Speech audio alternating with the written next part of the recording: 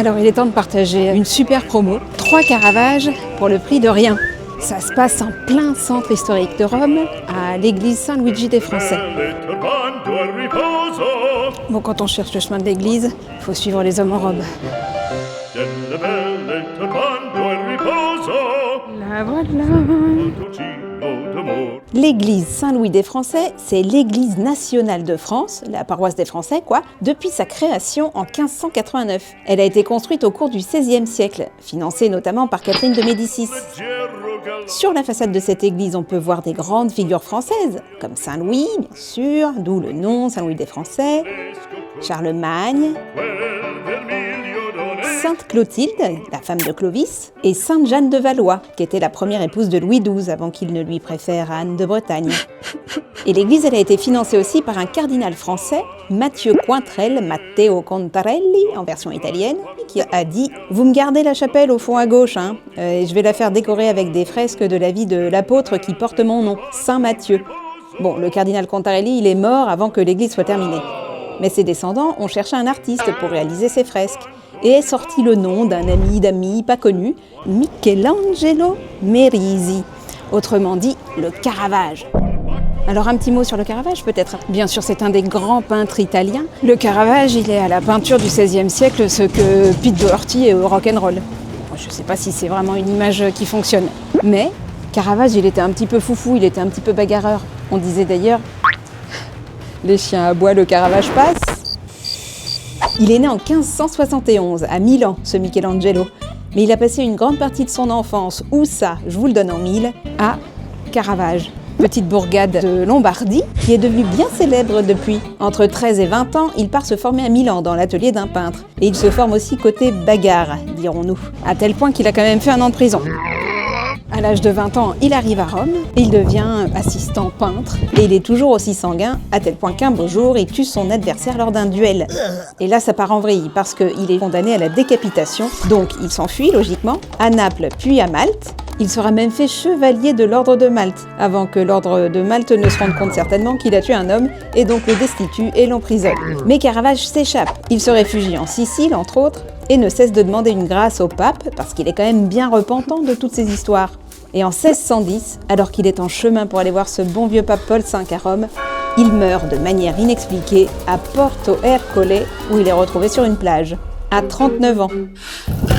Super temps aujourd'hui, génial, la pluie. Mais revenons à nos moutons. 1598, voilà donc notre Caravage en charge de peindre Saint Matthieu. Oui, finalement on s'est dit, les fresques c'est ringard, on va commander des tableaux géants, ça fera plus moderne. Et on lui demande à la base seulement 2 toiles, 2 épisodes de la vie de Saint Matthieu, la vocation de Saint Matthieu et le martyr. Et faut imaginer, Caravage, il est tout excité par cette idée parce que c'est quand même la première fois qu'on lui fait confiance à lui en tant que peintre. Il n'est pas l'assistant d'un autre, c'est une première commande énorme pour lui. Et donc, bizarrement, Caravage, il commence par peindre le martyr, où il montre Saint Matthieu dans ses habits du temps du Christ en train de baptiser quelqu'un. Et là, c'est comme si tout à coup, cet homme sorti de nulle part venait le poignarder. Et on voit cet homme qui s'écroule à terre, il y a un filet de sang qui coule.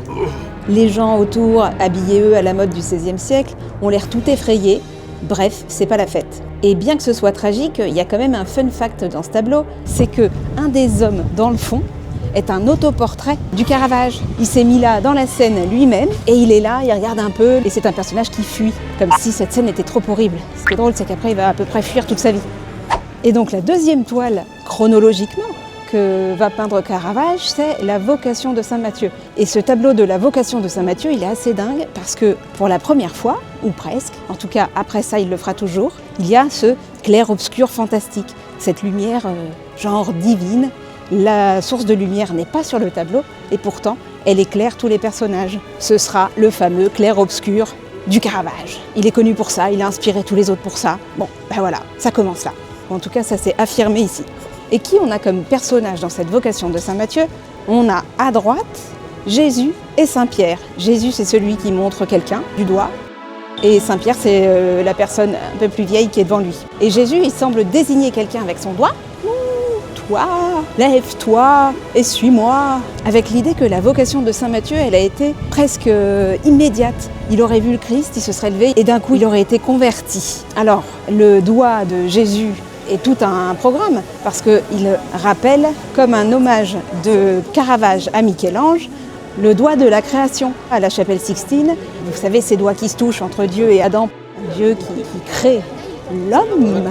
Sauf que dans notre cas, le doigt de Jésus, il se rapproche plus du doigt d'Adam chez Michel-Ange que du doigt de Dieu chez Michel-Ange, pour dire que Dieu passe par l'homme, l'appel passe par l'homme. Alors le pape François, il adorait cette toile apparemment, il y venait souvent. Dans une interview, il a dit que lui, il se considérait comme le doigt de Jésus. Le fait d'être élu pape, il est ce lien entre Dieu et les hommes. Il est ce doigt qui désigne et qui dit « Toi, viens, suis-moi ». Après, toute la question, c'est de savoir qui est Matthieu dans tous ces gens attablés. On sait que Matthieu, avant de devenir un apôtre du Christ, c'était un collecteur d'impôts. Donc il y en a un à table qui compte des sous. Donc peut-être que c'est lui Matthieu. Il y en a un à côté qui fait un geste du doigt, il semble dire « Moi ».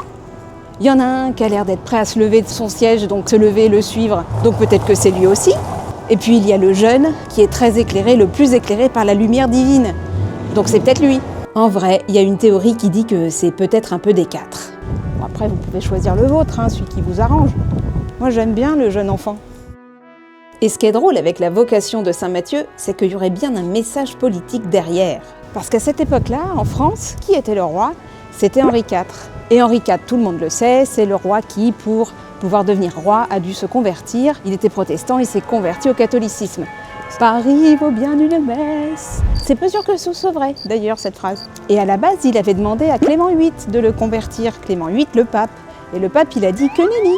Jamais je ne te convertis, puisque tu es un faux catholique. Tu restes protestant dans ton cœur. Et pour prouver à Clément VIII qu'il est possible, en un claquement de doigts, de trouver la foi, eh bien, la vocation de Saint Matthieu trône à l'église Saint-Luigi des Français, un petit peu comme un pied de nez. Et enfin, en ce qui concerne la troisième toile, pourquoi à la base elle n'était pas prévue? Parce que c'était une statue qui était prévue et qui a été réalisée. Et puis finalement, après l'inauguration, on s'est dit « Ah, mais peut-être ça fait pas très bien, peut-être que ce serait bien d'avoir une troisième toile du Caravage pour compléter l'histoire ». Et donc on a demandé à Caravage de remettre ça. Et c'est le moment où Saint Matthieu écrit l'Évangile selon Saint Matthieu. Et il est assisté en cela par cet ange suspendu qui l'inspire et qui peut-être lui fait corriger quelques fautes d'orthographe parce qu'il a l'air bien penché sur son épaule. Bon voilà, en très gros et de très loin, quelques informations sur ces trois tableaux du Caravage. Mais ce dont il faut se rendre compte, c'est que normalement, des tableaux comme ça a sa place dans un musée. Ou alors c'est des expositions qui sont montées. Et des chefs-d'œuvre comme ça, gratuits, à portée de tout le monde. Évidemment, Rome en regorge. Et j'en ferai une petite collection à l'occasion. Je vais me recycler dans le recensement des chefs-d'œuvre à 0 €. C'est fou quand l'art est juste à portée de pied. Tiens, ça me rappelle un pied en marbre qu'on a vu récemment avec Madame Lucrezia, elle était en jardin.